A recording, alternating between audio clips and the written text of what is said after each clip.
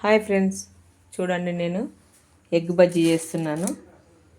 దానికి కావాల్సింది శనగపిండి, కావాల్సినంత శనగపిండి వేసుకోవాలి. మొత్తం శనగపిండి వేసుకుంటే మనకు గ్యాస్ ఉన్న వాళ్ళకి బాగోదు, అందుకోసమే కొంచెం బియ్యం పిండి కూడా వేసుకోవాలి. అట్లే కొంచెం ఉప్పు, ఒక స్పూన్ ఉప్పు, కొంచెం ఒక స్పూను కారం, ఒక స్పూన్ ధనియాల పొడి, అట్లే కొంచెం సరిపడంత వంట సోడా, కొంచెం ఎక్కువ పడింది చూసుకొని వేసుకోండి మీరు. చూడండి ఇవన్నీ కలిసేలాగా ఇట్లా కలుపుకోవాలి. ఉప్పు, కారం, మసాలా అంతా కొంచెం కొంచెం వాటర్ వేసుకొని కలుపుకుందాం. చూడండి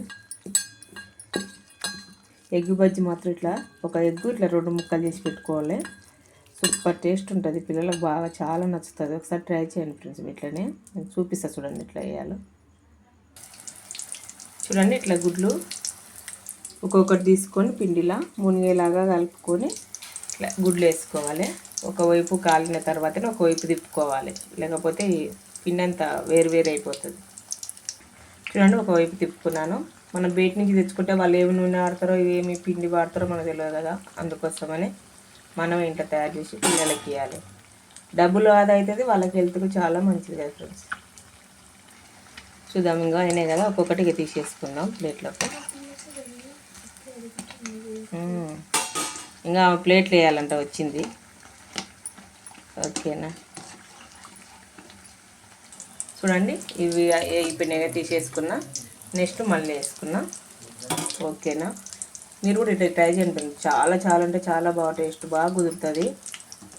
మనకు బయట డబ్బులు పెట్టి కొనుక్కొచ్చుకునే బదులు ఇలాగ ట్రై చేసుకోవాలి. చూడండి ఫ్రెండ్స్, అయిపోయినాయి.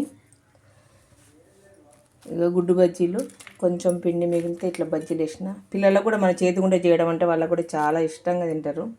అందుకోసమని ఇట్లా రెడీ చేసి పెట్టిన. చూడండి ఇట్లా ఉల్లిగడ్డ మాత్రం కంపల్సరీ ఉండాలి మా పిల్లలకు. ఓకేనా ఫ్రెండ్స్, మీకు ఏమైనా నచ్చినట్లయితే ఒక లైక్ చేయండి, షేర్ చేయండి, కామెంట్ చేయండి, సబ్స్క్రైబ్ చేసుకోవడం మాత్రం మర్చిపోకండి ఫ్రెండ్స్, ప్లీజ్.